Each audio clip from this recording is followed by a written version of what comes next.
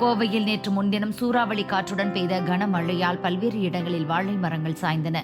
இதனால் விவசாயிகள் பெரும் சிரமத்திற்கு உள்ளாகினர். அதில் ஒரு விவசாய தோட்டத்தில் மின் கம்பம் ஒன்று விழுந்தது. மற்றொரு தோட்டத்தில் மின்கம்பத்தில் கம்பி அறுந்து விழுந்ததால் சேதம் ஏற்பட்டது. மேலும் மேட்டுப்பாளையம், அன்னூர், காரமடை, சிறுமுகை, கனியூர் போன்ற பகுதிகளில் பலத்த சேதம் ஏற்பட்டுள்ளது விவசாயிகளிடம் பெரும் சோகத்தை ஏற்படுத்தியுள்ளது. இப்போ நாங்கள் போன வருஷம் ஜூன் மாதம் 20ஆம் தேதி 1000 வாழை போட்டோங்க. இப்போ ஒரு வருஷம் ஆயிடுதுங்க. இந்த ஒரு வருஷமாக இதுக்கு எல்லா வேலையும் செஞ்சு எல்லாம் பண்ணினேங்க. ஆனால் நேற்று வந்த காற்றுல அப்படியே அடியோட 1000 வாழை அப்படியே விழுந்துருச்சுங்க. இப்போது அது வைக்கிறதுலேருந்து இப்போ வரைக்கும் எங்களுக்கு 2 லட்சம் ரூபா செலவாயிருக்குதுங்க. ஆனால் இப்போ ₹1 கூட லாபம் இல்லாமல் எல்லாமே கீழே விழுந்துருச்சுங்க. இன்னும் இது சுத்தம் பண்ணுறதுக்கு இன்னும் 40,000 50,000 மட்டும் செலவாகுங்க. இது எப்படி என்ன பண்ணுறதுன்னு எங்களுக்கே ஒன்றும் தெரியலிங்க. நாங்கள் இது வைக்கும்போது தென்னம்பாளைய கோஆப்ரேட்டிவ் சொசைட்டியில் லோன் போட்டு தான், அதாவது நாங்கள் குறு சிறு விவசாயி சங்கத்தில் உறுப்பினராக இருக்கிறோங்க. கோஆப்ரேட்டிவ் சொசைட்டியில் நகையை வச்சு வட்டிக்கு கடன் வாங்கி தான் இது போட்டேங்க இந்த விவசாயம். ஆனால் போட்டுமே இப்போ கடைசியில் ஒரு வருஷமாக வேலை செஞ்சு எல்லாம் செஞ்சுமே அத்தனை காசு செலவு பண்ணி மருந்துலேருந்து களை எடுக்கிறதுலேருந்து எல்லாமே ஆள் கூலி செஞ்சு எல்லாமே வேலையும் செஞ்சு நாங்கள் இத்தனை ஒரு வருஷமாக நாங்களுமே எல்லோரும் எங்கள் குடும்பமே மொத்தமாக இந்த இதே தொழிலில் தான் எல்லா வேலையும் செஞ்சோமுங்க. எல்லாம் செஞ்சு ஆள் கூலி விட்டு எல்லாம் செஞ்சு அப்பவுமே ₹1 லாபம் கூட இல்லைங்க. மொத்தத்தில் கை நட்டம் 2 லட்சம்ங்க.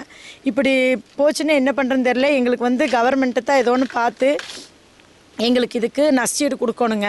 இனி இது சுத்தம் பண்ணுறதுக்கே 40,000-50,000 ஆகுங்க. அதுக்குன்னு பார்த்து எப்படியோ எங்களுக்கு சுத்தம் பண்ணுறதுக்கு எல்லா செலவுக்கும் சேர்த்து மானியமாக எங்களுக்கு ஏதோ கொடுக்கணுங்க.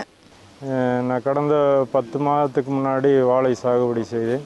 அப்போதைக்கு 10 மாதத்துக்கு அப்புறம் நல்லா பருவத்துக்கு வர சூழ்நிலையில் காற்று என்னுடைய தாக்கத்தினால பூரா வாழை சாஞ்சு கிடக்குது. என்ன இதுக்கு நான் கிட்டத்தட்ட இதுக்கு தண்ணி, உரம், ஆள் கூலி செலவு இதெல்லாம் பார்த்திங்கன்னா கிட்டத்தட்ட நான் ஒரு ₹70,000 அந்த ரேஞ்சை செலவு பண்ணியிருக்கிறேன்.